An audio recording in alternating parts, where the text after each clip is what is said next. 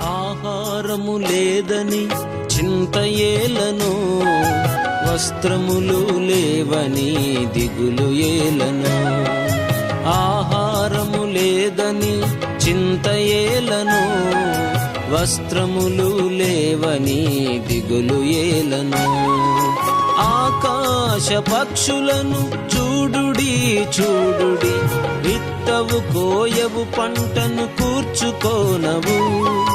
ఆకాశ పక్షులను చూడుడి చూడుడి, విత్తవు కోయవు పంటను కూర్చుకోనవు.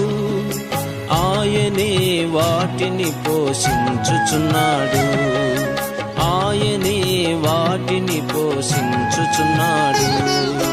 భయము లేదుగా, దిగులు లేదుగా, యేసును